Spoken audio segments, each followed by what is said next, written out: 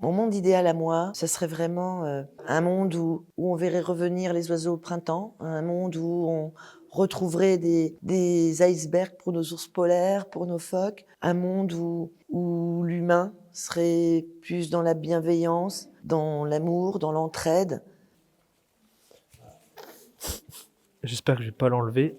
Ah, je l'ai enlevé un peu. Ça va? C'est pas tout enlevé? Bon, je le garde, hein.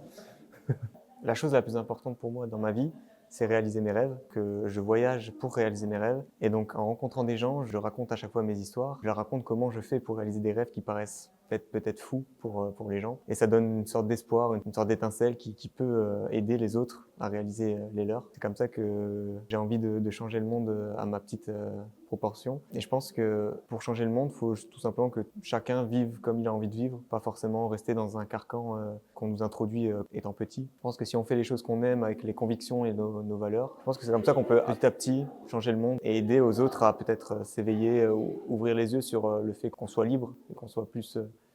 on peut faire plus que ce qu'on pense, je pense. Voilà. Moi, vraiment, ce qui m'inspire dans la vie, c'est, je me dis d'être juste la meilleure version de moi-même, d'être heureuse. Je pense que vraiment, tout ce que je cherche dans ma vie, c'est le bonheur. Je souhaite avoir des aventures, des expériences qui me permettent d'être épanouie, de mettre des petits rochers les uns à la suite des autres pour avoir vraiment quelque chose d'accompli et juste heureuse. Vraiment, je me dis que la vie mérite d'être vécue. Tu n'as pas d'autres questions? Alors, mon utopie serait de vivre en harmonie avec la nature, avec les animaux. Donc, ne pas construire en détruisant la nature, mais construire en conservant la nature. Les forêts, les lacs, les rivières. Une utopie que j'aimerais trop que ça se réalise, c'est une réalité dans laquelle on considère chaque être vivant et n'existe aucune forme d'exploitation. On doit transformer quelque chose, mais c'est avec respect, c'est avec considération.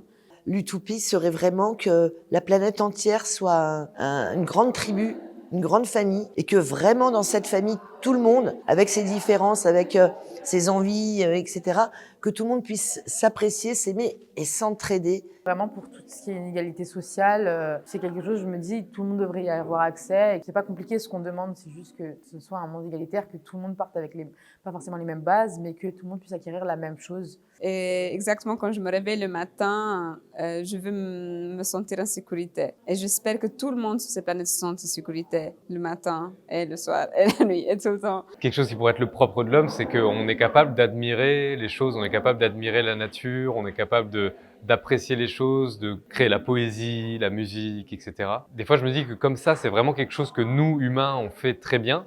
Peut-être que c'est ça qu'on doit faire. C'est-à-dire que peut-être notre rôle sur Terre, c'est d'observer la Terre, qui est magnifique, d'en révéler la beauté, parce que si la Terre est belle, comme elle l'est, elle ne l'est que parce qu'on le voit, que parce qu'on le perçoit. Parce que s'il y a personne pour le voir comme elle est belle, bah à ce moment-là, elle sera pas belle, elle sera belle pour rien. Personne ne sera là pour apprécier la beauté de la nature et de la vie.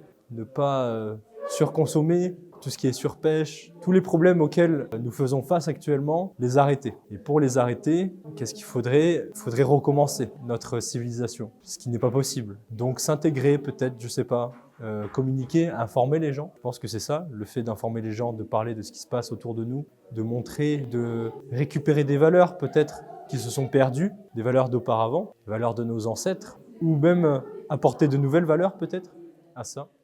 Le bonheur, c'est avoir le temps de faire les choses, avoir le temps de prendre des décisions, avoir le temps de procrastiner, avoir le temps de travailler, et puis aussi partager des moments. On a beau faire des choses dans notre coin, si on ne peut pas les partager avec des gens qu'on aime ou avec des gens qui ont les mêmes centres d'intérêt ou passions que nous, ben finalement, ça sert pas à grand-chose.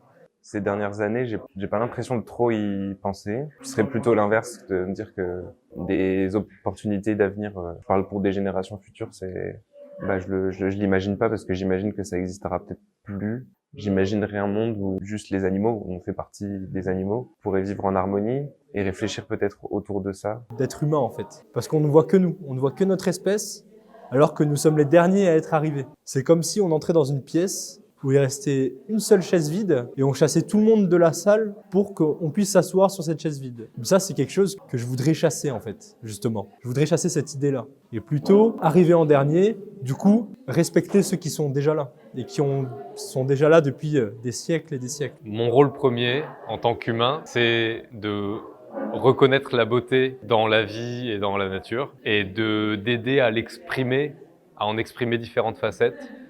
Le cinéma, les histoires, ça permet aussi d'éclairer différentes facettes de ce qui est beau dans la vie en général. De revenir en fait à un état de connexion comme un enfant peut l'être. C'est un peu la recherche que j'ai en ce moment et je trouve ça génial parce que si on se reconnecter au monde, on se reconnecte aussi avec soi-même et on enlève toutes les barrières que on a construit et tous les filtres qu'on a construits. Est-ce que le fait de créer énormément de choses, d'objets et tout, est-ce qu'on a vraiment besoin de ça? Est-ce qu'il n'y aurait pas un rapport un peu plus de collaboration à avoir avec la nature plutôt que de venir et exploiter la nature par exemple, donc avoir une technologie, ce qu'on appelle du low-tech plutôt, un rythme de vie peut-être plus lent aussi, ne pas être constamment, être une machine de travail 7 jours sur 7 et apprendre à vivre autrement en fait. Surtout qu'en fait, alors, dans les pays du Nord, on a les moyens de faire ça.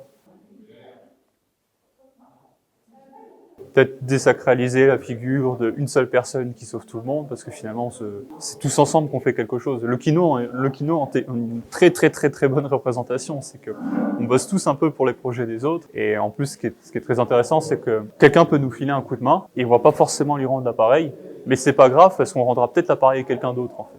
Donc en fait, le but, c'est vraiment créer, enfin, c'est un peu comme la sécurité sociale au final, mais vraiment un réseau où on s'entraide tous, et du coup, on donne et on reçoit.